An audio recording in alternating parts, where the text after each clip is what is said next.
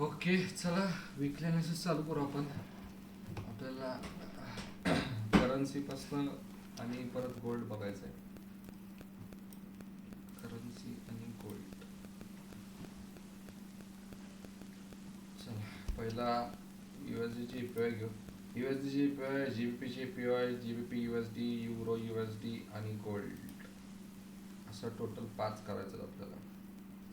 ठीक आहे, हे पण करून टाकू. फर्स्ट वीक 1 पासून चालू करू. वीक वनला चांगला सप्लाय झोन होत होता यो, त्यामुळं इथं मार्केट बरोबर एक्झॅक्ट वीक 1ला क्लोजिंग दिलेलं आहे. आणि ही बघू शकता डोजी कॅन्डल झाल्या डोजी, त्यामुळं थोडंसं सेलिंग प्रेशर इथं दिसतंय. मार्केट थोडंसं करेक्शन करायला येईल थोडंसं, पण अप ट्रेंडमध्ये असल्यामुळं जास्त वेळ मार्केट काही होणार नाही. एक दिवस किंवा एक आठवडा लागेल अजून, पण ब्रेकआउट होऊन हा नेक्स्ट वीक सप्लाय झोन आहे, इथं पण मार्केट जाईल. डे 1ला बघूया. डे 1ला जो डिमांड झोन दिसतोय तो आपल्याला हा मार्क करायला आहे.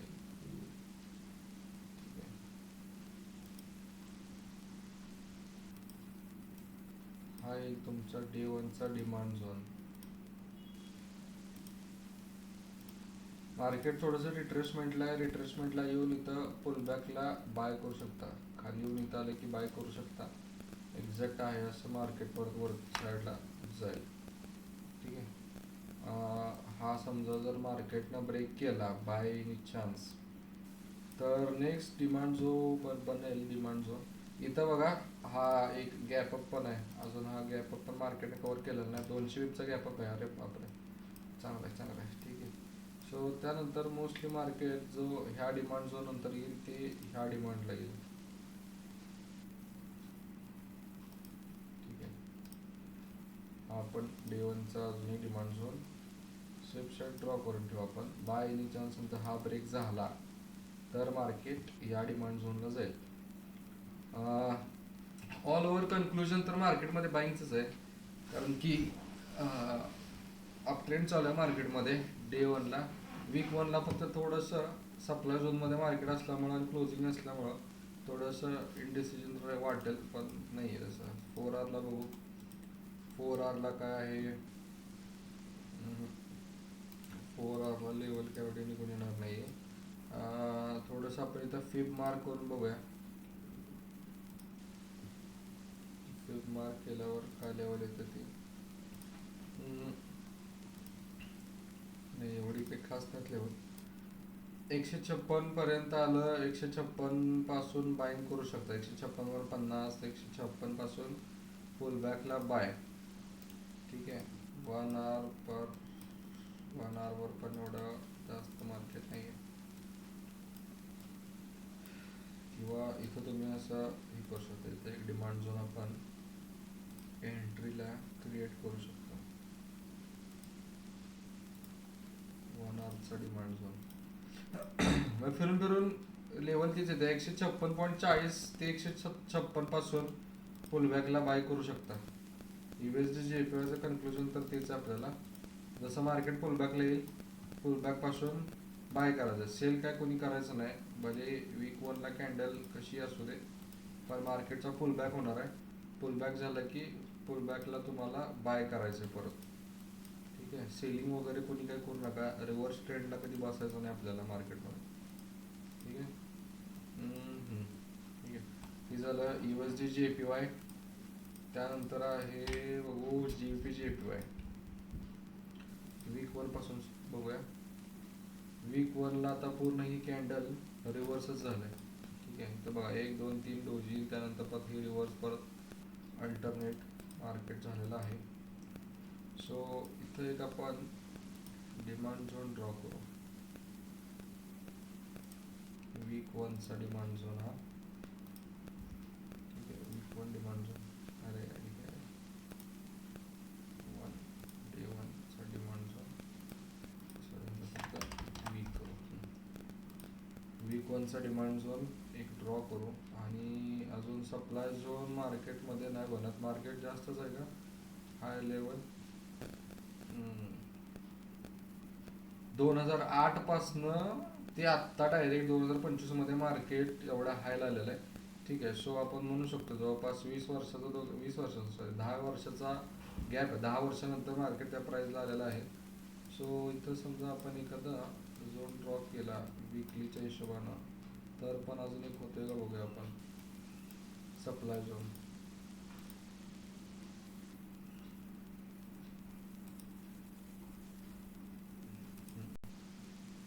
हा एक सप्लाय झोन जर आपण ड्रॉ केला विकलीचा. ओके, विकलीच्या नंतर मंथलीमध्ये गेलं तर तेवढा बनतोय का आपल्याला बघूया वेट. मंथमध्ये मंथमध्ये पण आपल्याला एकदम क्लिअर व्यू दिसते, पण आपल्याला विकलीपर्यंत जायचं आहे. वीक मंथ जास्तच होते. ठीक आहे, सो विकलीचा हा नॉन टेस्टेड सप्लाय झोन आहे. मार्केट बघू शकता इथं एक्झॅक्ट त्या विकलीच्या जरा झोनमध्ये आज जाऊनच मार्केट पण रिव्हर्स झाले. ठीक आहे, सो एक्झॅक्ट आता मार्केट पण हे पण थोडंसं पुल बॅक करून बाईंगलाच आहे. मार्केटमध्ये आता चालू आहे अप ट्रेंडच, बाईंगसाठीच प्रेशर आहे मार्केटमध्ये. हे फक्त हे करू. ठीक आहे, एक क्वालिटी बाईंग म्हणलं तर आपण एक डिमांड झोन पण ड्रॉ करू डे वन मध्ये इथं. हा तुमचा डे वनचा डिमांड झोन पण होईल इथं. इथून एकदम जास्त लेवलमध्ये मार्केटमध्ये बाईंग होईल, म्हणजे एक क्वालिटी बाईंग म्हणू शकतो आपण. 4 आवरला जाऊ आता, आणि 4 आवरला पण हा एक डिमांड झोन आहे जिथून मार्केट पुलबॅक होऊ शकतं. फक्त याची पॉवर तेवढी काही खास नाही आहे. एक तर हा सिनेरिओ होईल किंवा हा सिनेरिओ होईल. ठीक आहे, पण ॲज मार्केटचा ट्रेंड जो बाईंगचा आहे त्या हिशोबाने आपल्याला फक्त पुलबॅकला बाईंगच करायचं आहे. एक तर बाय इथं होईल, नाहीतर इथं होईल.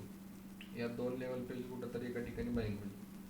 ठीक आहे, करन्सी कोरिलेशनच्या हिशोबानं JP आणि USD दोन्ही बाईंगला आहेत, त्यामुळे आपलं एक कन्फर्मेशन जे आहे ते पण चांगलं आहे करन्सीच्या हिशोबानं की मार्केट बाईंगला जाईल. त्यामुळं अजून आहे. सो बघूया आता मार्केट खेळ. एकदा आपण गोल्डन झोनचे रेशो पण काढून बघू, फिप पण टाकून बघू इथं की काय लेवल येतं काय नाही येत. ठीक आहे, 7860 लेवल इथं आहे, पण बघूया अजून डिमांडच्या हिशोबानं मार्केट खाली गेलं पाहिजे. इथं पण बघा 1 आवरला गेला तर तुम्ही इंटरमिडिएट टाइम फ्रेमला तुम्हाला थोडंसं सेलिंग दिसेल राईट नाव मार्केट कंडिशनला. हे बघा,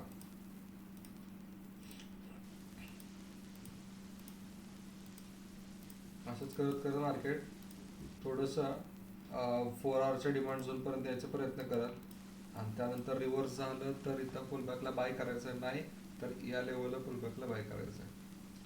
ठीक आहे, त्यानंतर बघू आपण JP USD ही पोझिशन आपण मार्किंग करून ठेवली होती मला वाटते, पण काय झालं नाही काम आपलं त्याच्यात. आता आपण हे इरेज करू आणि हे पण अलर्ट पण घालू इथला. वीक 1 पासून बघूया. ठीक आहे, मार्केट थोडंसं सेलिंगच्या साईडलाच आहे. डे वनला बघा आता चेंज केलेलं आहे मार्केटने ट्रेंड. अप ट्रेंड होता मार्केट आहे, लोअर हायर हाय हायर लो, हायर हाय हायर लो दिसते बघा इथं. आता इथं थोडंसं मार्केटनं लो ब्रेक केला आहे. ठीक आहे, सो इथं थोडंसं आपण सेलिंगचा विचार करू शकतो, पण ह्याच्या आधी आपल्याला आता नियर बाय डिमांड आणि सप्लाय ड्रॉप केले पाहिजे.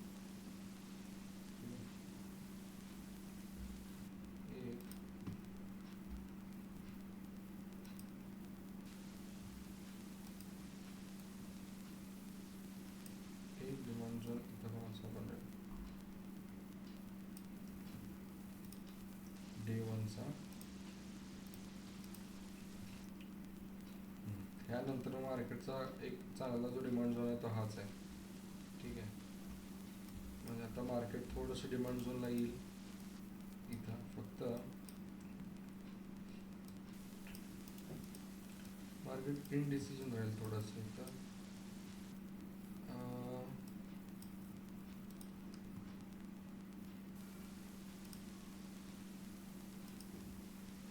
हा एक झोनमध्ये अजून आपला 4 आवरचा डिमांड झोन.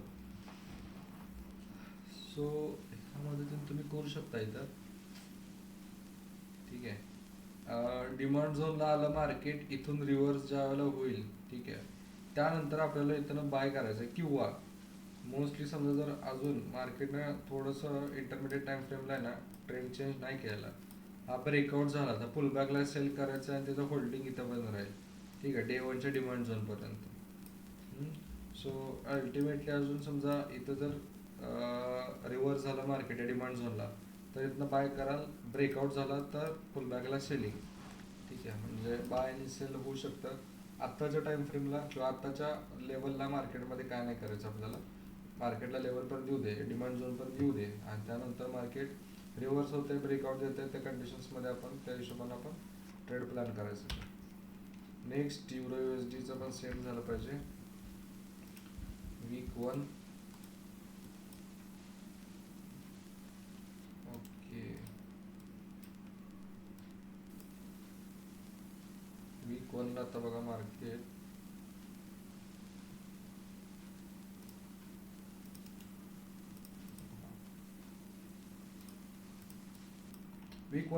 इथं थोडंसं 1 2 3 ट्रिपल टॉप बनवताना दिसतंय, पण ही त्याची ब्रेकआउट लाईन राहील इथं. ठीक आहे, या कंडिशन्समध्ये यस ट्रिपल टॉप बनवतंय. फक्त ब्रेकआउट लाईन थोडीशी खाली मार्केटची, इथं ही ब्रेकआउट लाईन राहणार आहे. सपोर्ट लाईन इथं आपण,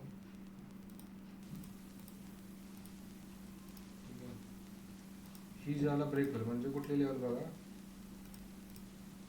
1.147 ही जर ब्रेक झाली तर मार्केटमध्ये चांगलं सेलिंग होईल.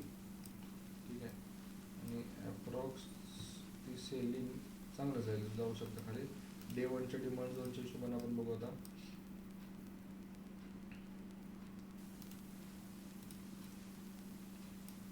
डेलीचा डिमांड झोन आपल्याला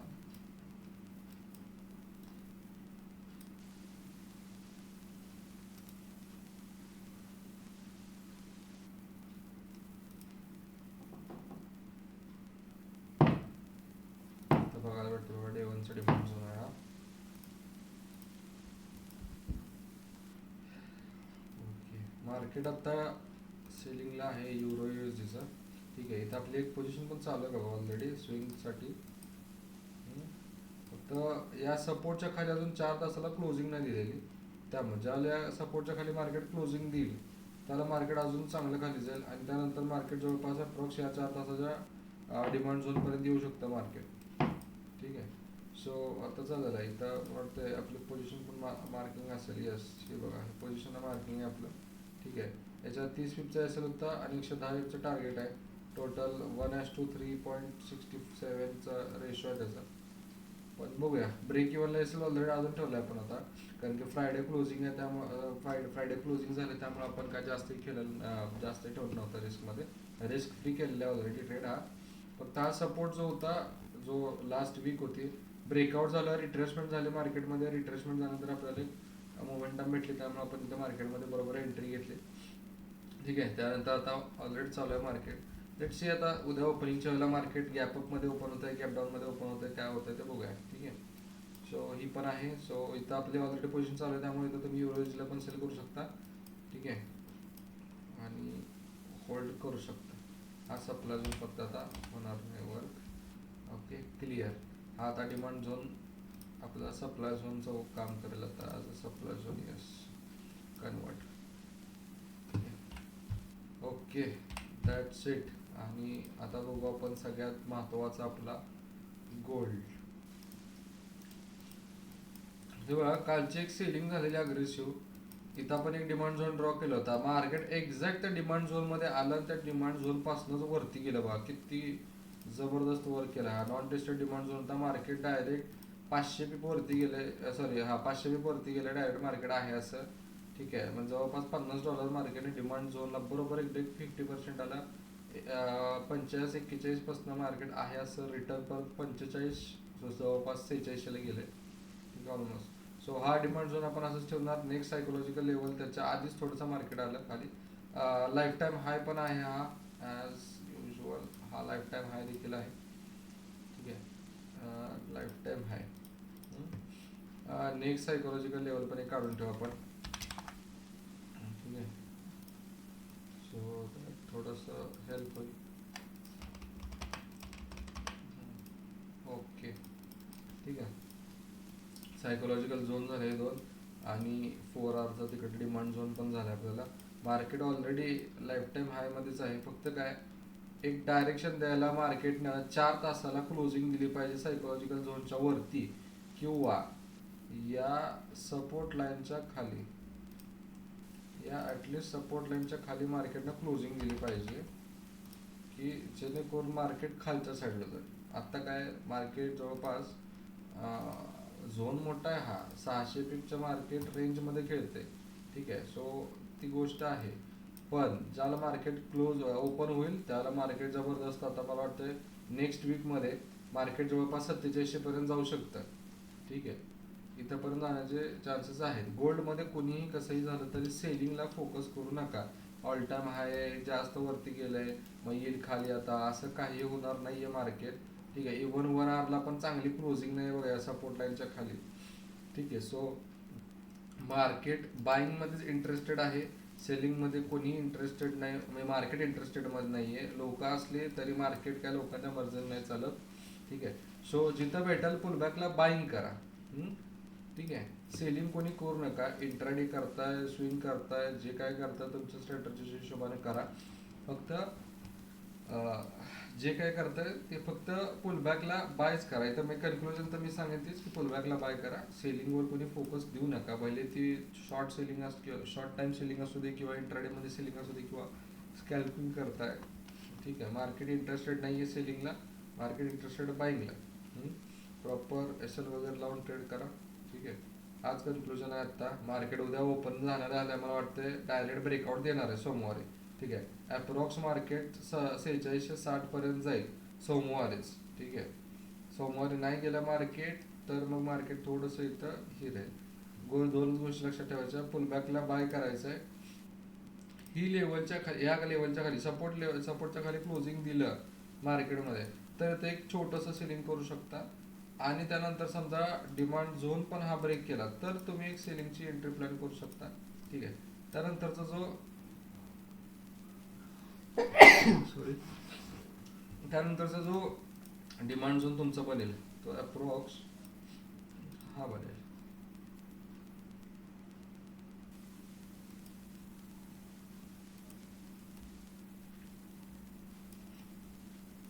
ठीक आहे,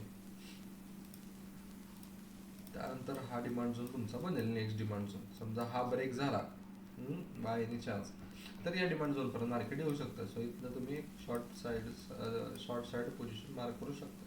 मोस्टली मार्केटचा ट्रेंड अप आहे सगळ्याच टाइम फ्रेमला.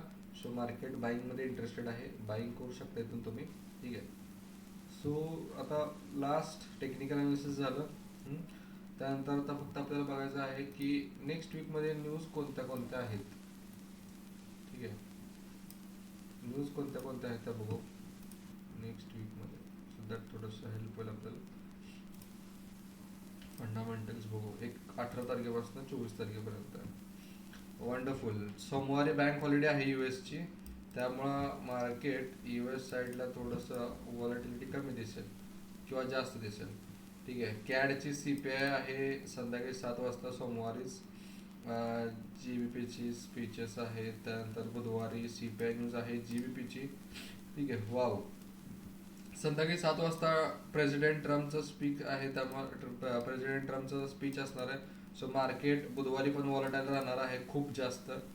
गुरुवारी एवढीची अनएम्प्लॉयमेंट रेट आहे, आणि संध्याकाळी 7 वाजता यूएसडीची कोर पी सी इंडेक्स आहे. त्यामुळं गुरुवारी देखील मार्केट 5 नंतर थोडक्यात वॉलटाईल राहणार आहे. आणि फ्रायडेला तर एकदम जबरदस्त कामच आहे. जेपीवायच्या न्यूजेस आहे, टेंटेटिव्ह न्यूज आहेत, म्हणजे त्यांच्या सेशनमध्ये मार्केटमध्ये ते न्यूजेस येणार. आणि त्यानंतर जीबीपीची न्यूज आहे, यूएसडीची पण न्यूज आहे, फ्लॅश मॅन्युफॅक्चरिंग पीएम आहे. सो फंडामेंटली मार्केट पुढच्या आठवड्यात म्हणजे येतोय तो उद्यापासूनच्या आठवड्यात चांगलं स्ट्रॉंग आहे. ठीक आहे. सो विथ एस एल लावून करा ट्रेड सगळे. आणि जी काय तुम्ही करताय, ज्यांना माहित नाही फंडामेंटल, त्यांनी 5 नंतर ट्रेडिंगच सोडून द्या. ठीक आहे. स्लिपेज वगैरे लागून हे होणार असणं तुमच्या अकाउंट सोडतील. ठीक आहे. स्लिपेज वगैरे लागलं बाय चान्स, लॉसेस मोठे असतील, काय कारण एस एल लावायची सवय नाही. ठीक आहे. सो ती गोष्ट पण राहते, ते तसं व्हायला नको फक्त. ठीक आहे. एस एल लावून ट्रेड करा प्रॉपर. उलट्या साईडला बसू नका, फ्लोच्या मार्केटच्या ट्रेंडच्या उलट्या बसू नका दिशेला. ठीक आहे. थांबा इथंच आपण. बेस्ट ऑफ लक नेक्स्ट वीकसाठी. आपण त्याच्या नेक्स्ट वीकला बघू, भेटूया आता डायरेक्ट. ठीक आहे. Thank you so much. Bye bye.